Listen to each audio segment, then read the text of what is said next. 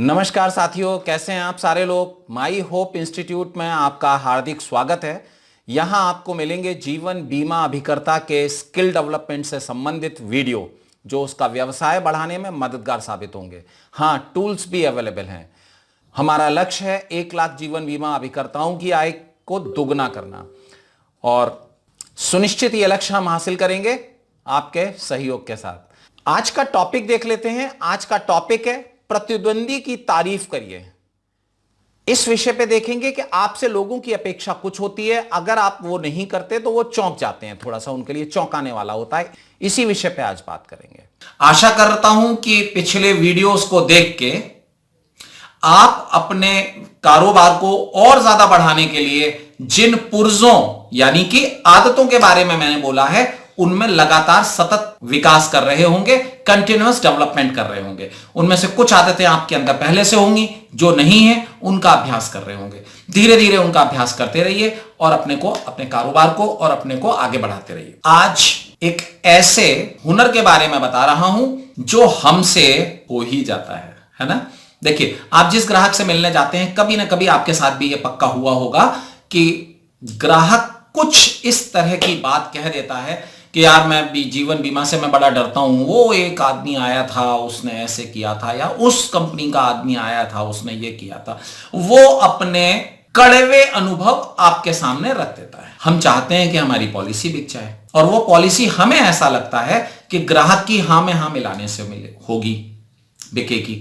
तो ऐसे केस में क्या होता है कि हम उस व्यक्ति के बारे में कुछ बोलना शुरू कर देते हैं, कैसा वैसा, जैसा हमें नहीं बोलना चाहिए। वो अगर आप ही की कंपनी का एजेंट है तो भी है तो आपका प्रतिद्वंदी। तो आज की आदत है प्रतिद्वंदी के बारे में कुछ भी गलत मत बोलिए, उसकी हमेशा तारीफ करिए। राइट? ये आपका कस्टमर सोचता है कि आपसे कि वो दूसरे एजेंट के बारे में बात करेगा और आप उसकी तारीफ करेंगे।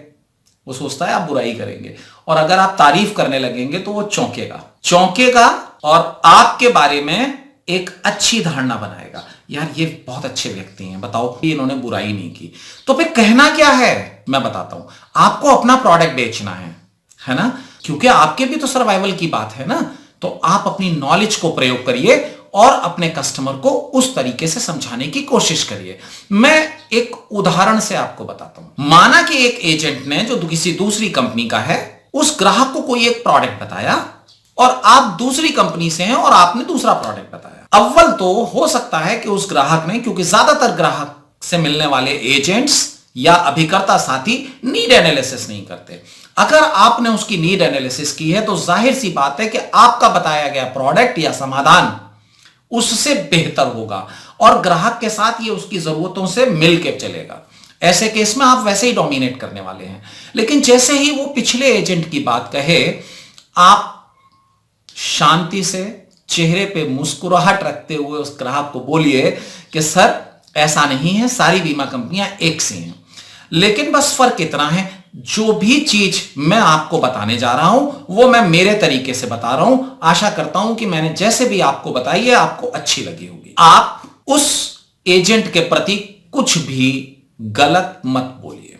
देखिए सर, उसके लिए जो कायदे कानून है वही हमारे लिए हैं, उसके लिए जिस तरह की चीजें हैं वैसी ही हमारे लिए हैं। वो कंपनी और हम दोनों एक ही कानून से कंट्रोल किए जाते हैं। सारी कंपनियां अच्छी हैं, पर शायद मुझे ऐसा लगता है कि संभवतः उनके बताने का तरीका या उनके बताने के तरीके में कुछ सुधार की जरूरत होगी। लेकिन सर, मैं जो प्रोडक्ट आपको बता रहा हूं वो प्रोडक्ट, अब आप देखिए अपनी बात को अपने ढंग से कह सकते हैं।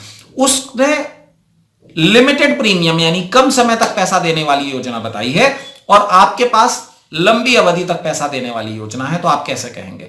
लेकिन सर देखिए, उन्होंने आपको जो प्लान बताया उसमें सिर्फ 7 या 8 साल पैसा देना है आपको, लेकिन मैं जो आपको योजना बता रहा हूं उसमें आपको 15 साल तक पैसे देने हैं। तो सर ये योजना उस योजना से बेहतर कैसे है? सर आप देखिए ना, 15 साल के पैसे अगर आप 7 साल में लेंगे ना तो आपकी किस्त बढ़ जाएगी। ऐसे में उस किस्त को नीचे लाने के लिए आपका बीमा धन घट जाएगा और आपको मिलने वाले लाभ कम हो जाएंगे।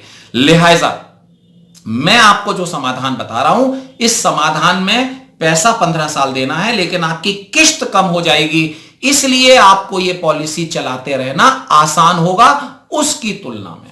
अच्छा, इसका पलट भी तो हो सकता है। पलट भी हो सकता है कि ग्राहक को उसने लॉन्ग टर्म पॉलिसी बताई हो और आपको शॉर्ट टर्म पॉलिसी बेचनी है। उल्टा है बिल्कुल। कैसे करेंगे आइए देख लेते हैं। इस तरह के बहुत सारे हुनर हैं जो मैं मेरे ट्रेनिंग प्रोग्राम्स में सिखाता हूं। यहां पे सिर्फ एग्जांपल के लिए मैं आपको 2 चीजें बता रहा हूं। सर, आपके ऊपर एक जिम्मेदारी है या ज्यादा जिम्मेदारियां हैं? तो जवाब क्या आएगा? ज्यादा जिम्मेदारी है। सर, वो सारी आप ही को पूरी करनी है?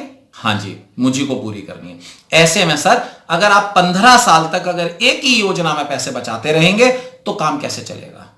मेरी योजना में आपको सिर्फ 7 साल पैसे देने हैं और अगले 7 साल आप अपनी दूसरी जरूरत के लिए पैसे बचा सकते हैं।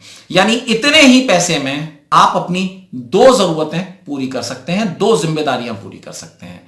सर, इसलिए मेरा समाधान, मेरा सॉल्यूशन उस सॉल्यूशन से अच्छा है। तो आपको क्या कहना है वो देखना पड़ेगा, पर गौर रखिएगा, किसी भी कॉम्पिटिटर की, चाहे वो कंपनी हो या अभिकर्ता साथी हो, बुराई मत करिएगा और अपनी बात को प्रभावशाली ढंग से रखिएगा। राइट?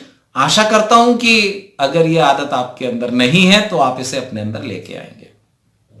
वीडियो आपको अच्छा लगा तो नीचे एक लाइक बटन है, थम्स अप है, उसे दबा दीजिए। अपनी भावनाएं मुझ तक पहुंचाने के लिए नीचे कमेंट कर दीजिए और अपने कुछ साथियों को इस वीडियो को शेयर भी कर दीजिए।